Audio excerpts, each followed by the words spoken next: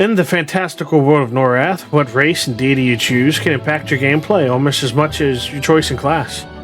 Racism is a very real game mechanic in Everquest and can greatly improve or greatly hamper your experience if you're not prepared for it. Good races are hated in evil cities and vice versa. Iksar woke up and chose violence at birth and are hated everywhere, and rightfully so. Some of this can be fixed with dedicated faction work, while others are just how life would be, so choose your race with care. Some notes before we start, as this information would show up multiple times, so it would get quite repetitious, stating them over and over and writing them every time. Race determines armor size, not type.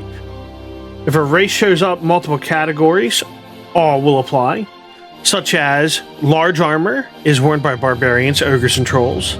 Medium armor is worn by barbarians, dark elves, erudites, half-elves, high elves, humans, Iksar, and wood elves. Small armor is worn by dark elves, dwarves, gnomes, halflings, high elf, and wood elf. Note, the following races cannot wear robes: barbarian, dwarf, half-elf, halfling, ogre, troll, and wood elf. Iksar cannot wear plate during the Kunark era, but this is lifted in Velius and all further expansion packs. And barbarians, halflings, ogres, and trolls require extra food and water as they hungry boys. Barbarians. Alignment, good. City, Halas. Classes available are rogue, shaman, and warrior. Stats of 103 strength, 100 stamina, 82 agility, 70 dex, 80 wisdom, 60 intelligence, 60 charisma. Specials, cold resist, the big boy slam, and have increased consumption of food and water for being a big boy. The northern barbarians of Norath are famed for their sense of justice and large stature. However, unfortunately limited in class options they are quite good at what they have available. Arguably the best rogue, and arguably the easiest to use straight out of the box with their impressive physical stat spread. The only good aligned race with access to the ever-powerful and famous shaman class is another quite unique notch in their belt. Possessing 103 strength and 95 stamina, which are the third highest in the game and highest available to the good races, and rogues in particular make them quite popular for this ruse. Have the second highest wisdom available to shaman also makes them quite useful as a more caster heavy option for that class. As one of the large races, they have their slam attack, giving them a little bit of an extra melee damage option while leveling. Dark Elf. Alignment, evil. City, Neriak. Classes, cleric, enchanter, magician, necromancer, rogue, shadow knight, warrior, and wizard. Their stats are 60 strength, 65 stamina, 90 agility, 75 dex, 83 wisdom, 99 intelligence, and 60 charisma. They have the special of ultra vision and hide. Dark elves are the bad boys of the Everquest universe, also known as the Teardaw. They were once high elves until the god of hate Inarok got pretty pissed off that he wasn't invited to somebody's birthday party, and he stole a few of them and mashed them up with a hammer and made them into meanies. Known for their unique ultra vision, which makes even the darkest dungeon bright as daylight. They have no use for outside light sources. Their stats been much harder to the caster side, and it gives them the second highest whiz and intelligence of all races. They pay for this with lower physical stats, making them somewhat poor rogues and warriors. Honestly, fairly poor rogues and warriors, but they're pretty exceptional at anything with a mana bar. For Shadow Knights, they have a bit of a unique playstyle for that class compared to the other choices available, as they lean much harder into their Necromancer side with their, as stated, superior mana bar. The racial hide skill gives them a couple of really unique tricks, such as being able to break charms or AFKing, and I wouldn't call it safe, but safer than people who can't hide out in the field. They're notable for having the second best wisdom in the game, tied with dwarves and erudites for clerics, but must worship Inarok, making the most of the world kind of wanting you dead. Dwarf. Alignment, good. City, Caledon. Classes, cleric, paladin, rogue, warrior. Stats, 90 strength, 90 stamina, 70 agility, a mighty 90 dexterity, 83 wisdom, 60 intelligence, and 45 charisma. They have the special abilities of infravision, sense heading, magic and poison resist, and the barrel roll. Created by the god Brel Ceralis, dwarves are stout and proud, extremely strong and tough for their size, touting very impressive physical stats and a very high wisdom. While having a bit of a limited class pool, dwarves really excel at every choice they have available to them. Point for point, the best paladins from a raw stats perspective, and tied for the second highest wisdom in the game, they make really impressive healers. Note that their below average agility requires that you spend a few of your starting points unless you want the armor class penalty to get them to the baseline. Thankfully, this isn't much of an issue as they have great stats otherwise, so it's not like you're starved for points anywhere. Possess the unique barrel roll jump animation that makes them worth rolling just for that. And you can have a grand old time just traversing the world doing ninja flips. Now, they have a very, very impressive dexterity score for some reason, meaning that they're going to level up their weapon skills slightly faster, and it also makes they proc their weapons ever so slightly more than other races. Erudite. Alignment, neutral. City, Uridan and Payneal are first race that has 2 starting cities. Classes available are Cleric, Enchanter, Mage, Necromancer, Paladin, Shadow Knight, and Wizard. Their starting stats are 60 Strength, 70 Stamina, 70 Agility, 70 Dex, 83 Wisdom, 107 Intelligence, and 70 Charisma. And their specials are Magic Resist, Disease Weakness, and they have... this isn't a matter of opinion. Like, fight me behind a Walmart's for this. They have the coolest looking cultural armor in the game. It's worth rolling a Erudite just for the fashion. Descendants of the first humans and disciples of the great Archmage Urid, who led his Erudites to the island of Otis. Quite literally an island full of nerds, they possess the highest intelligence of all Norath. Politically split, the Erudites have 2 starting cities that they built right next to each other for some stupid reason. The gleaming and pristine city of Uridan, built from marble and housing all the goody two-shoe Erudites who snub necromancy. And then you have the more hot topic-inspired city of Payneal, where they listen to thrash metal and practice the dark arts. While evil by Uridan standards, Payneal is not necessarily an evil-aligned city, and they don't really tolerate evil races.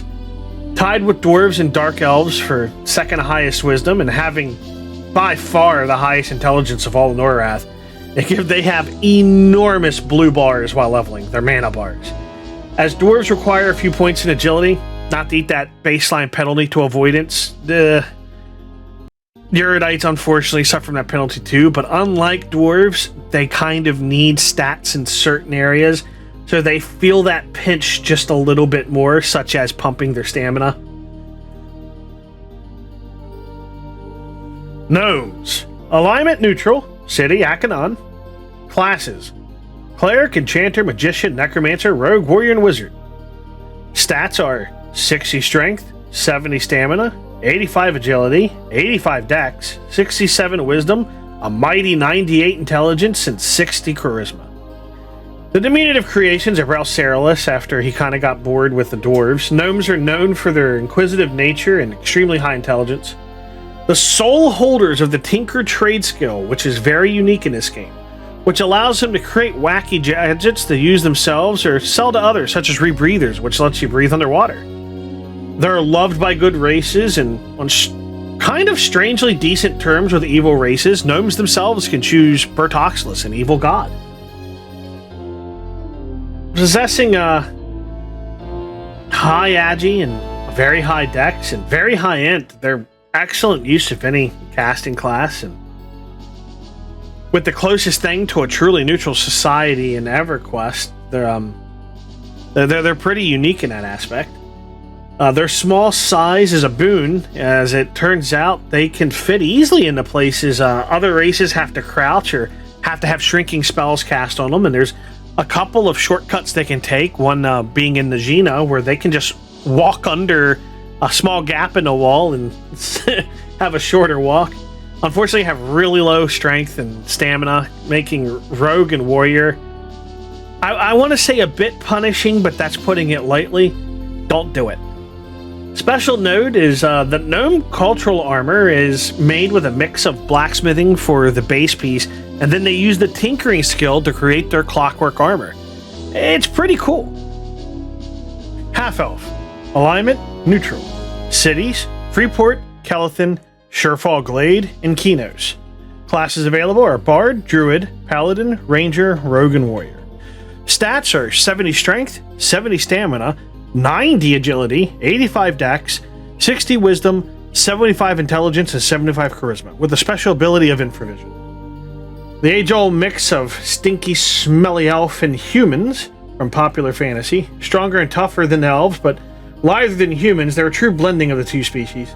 Notable for having extremely high agility and dexterity, surpassing even their elven cousins in the dex department while having higher physical stats. Sporting lower strength and stamina than their human counterparts by about 5 points, they handily beat them in agility and dex. One of the very few Ranger and Bard races available at launch, and more come with the Luclin expansion. Luclin? With the Moon expansion, many players gravitate towards this race for some of those classes. Competent but not exceptional at any given particular class, they are a good choice if you want balanced stats with a slight skew into the avoidance and weapon bonuses provided by Dex. Halfling. Alignment, good. City, Rivervale. Classes, Cleric, Druid, Rogue, Warrior. Stats are 70 Strength, 75 Stamina, a mighty 95 Agility and 90 Dex, 80 Wisdom, 67 Intelligence, and 50 Charisma. Special abilities of Hide. As stated, they have increased consumption of food and water for being hungry boys, Infravision, Sneak, Disease and Poison Resist, and XP bonus. You heard that correctly. With more racial bonuses that you can shake a stick at, or if you're a druid, a magic broom, halflings are attractive for many reasons. The racial hide lets them AFK a bit more safely and give them a head start on their rogue training, along with the sneak bonus. Sporting the incredibly useful 5% XP bonus, halflings are fairly popular as a race. They have record high agility and dex, giving them a bit more base avoidance and weapon bonuses while maintaining a fairly high wisdom, making them very suited to the classes available to them. Warrior being the odd one out, as halflings offer little to the class outside of stacking their respective XP bonuses for a very fast leveling experience by Everquest standards. Low intelligence doesn't matter, as they have no use for it. Wisdom or intelligence is used for trade skills, or most trade skills, whichever is higher, and they have no class with a particular use for intelligence. Strength and stamina are a little on the low side, but manageable. They have around human level stamina, but, more is always better.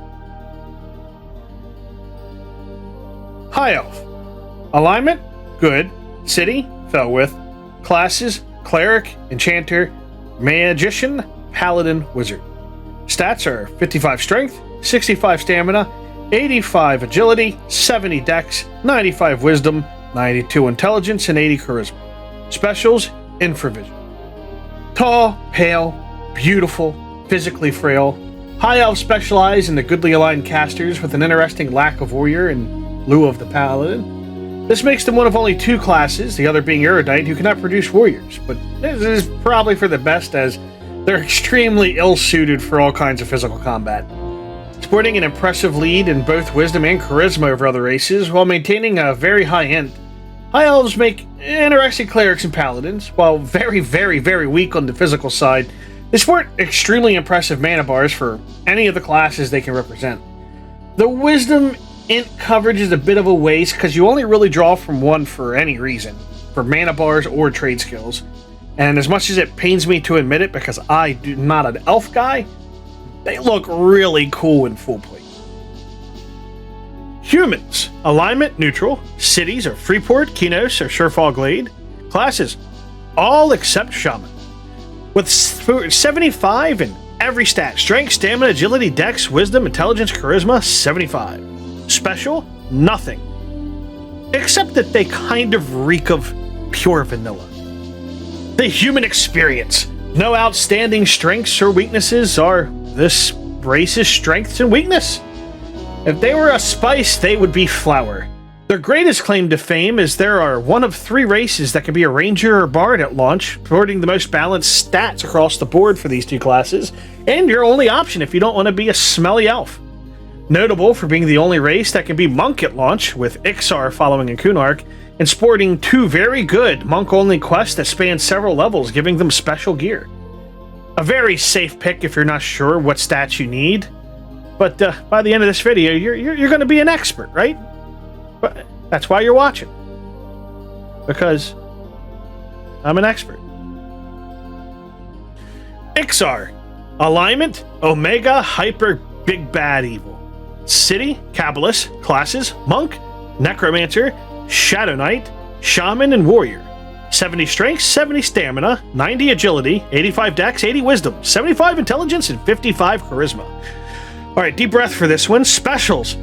Forage. Bonus AC, Regeneration, Infravision, Swimming, cold, negative cold, and plus fire resist. Coming with the first expansion to Kunark, or the Iksar, and I'm listing them here in the TLP start race list, as Kunark usually comes just a few weeks after launch, and quite a few players spend the couple weeks of the vanilla experience collecting money and twink gear so they can make their inevitable switch to Iksar for the rest of the TLP experience. Providing a nice stat spread with a slight skew to agility and dexterity, Iksar are an extremely attractive race. Not just for their, downright incredible list of racial and passive abilities, but for their prowess in general at the classes that are available to them. Sporting plus 15 raw AC, which is an extra piece of bandit easily, plus 17 if you're a warrior, and almost 3 times the passive health regeneration of all other races except for trolls. Iksar are extremely good picks for any class, with a special mention of them being the undisputed kings of Necromancer. More on that in the Necromancer guide.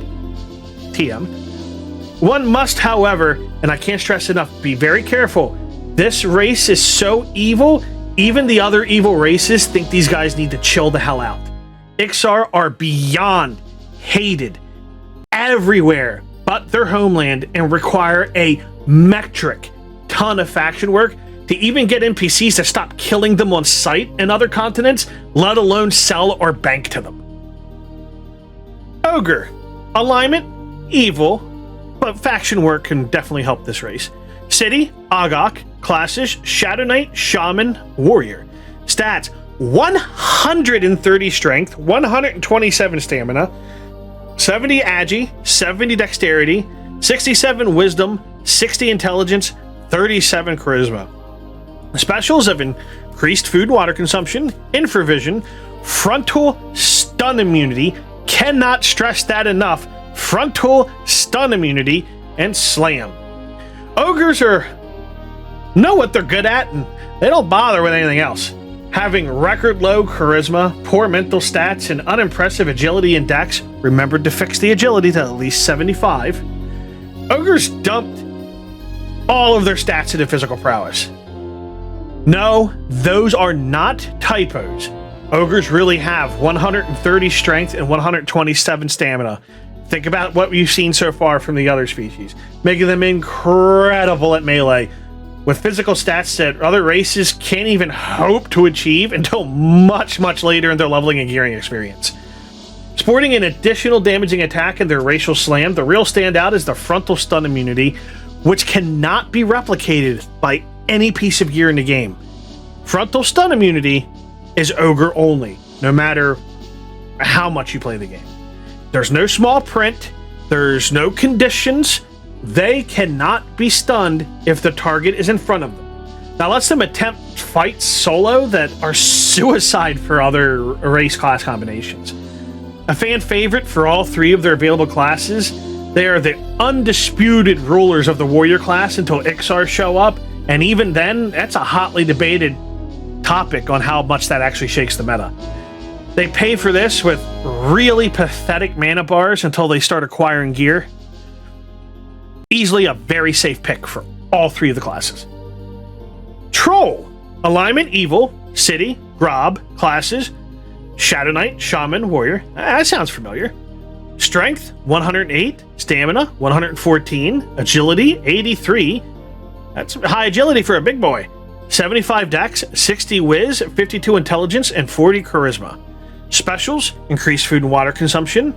The same regeneration as Iksar, which is triple.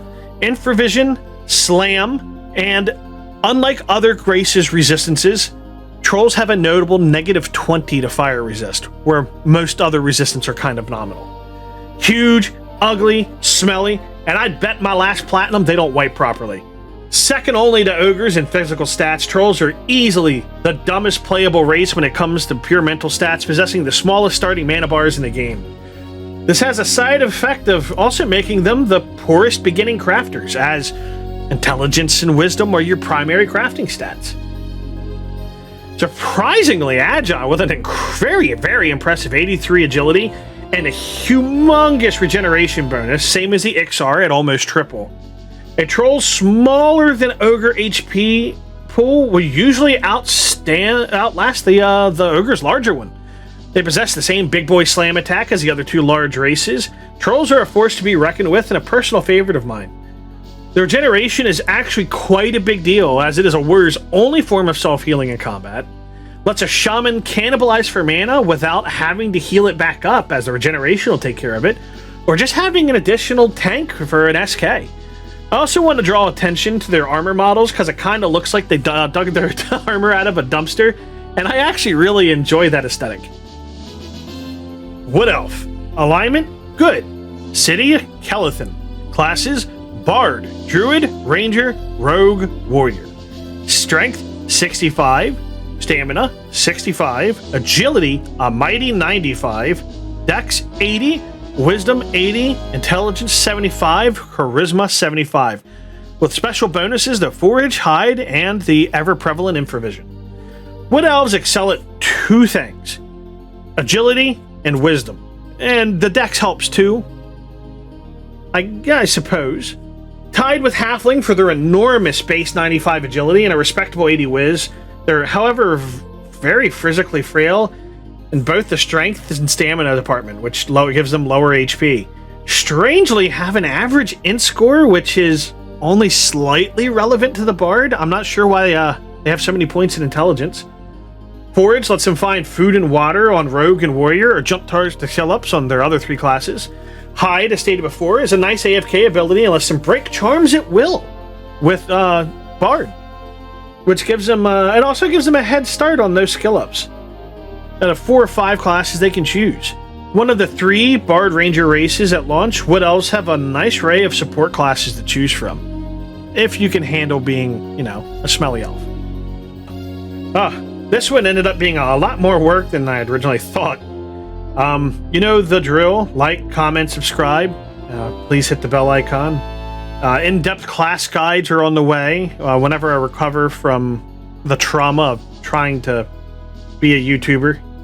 And as always, feel free to join us on Discord. The link in the description below. And special shout-outs to the P99 wiki, which I used to cross-reference a lot of this information and some of the screenshots. And next, something I haven't done before, but I thought this outtake was a little funny, so I'll share it with you. Some notes before we start into the individual races themselves, as some of this information would show up multiple times and get a bit tedious and repetition.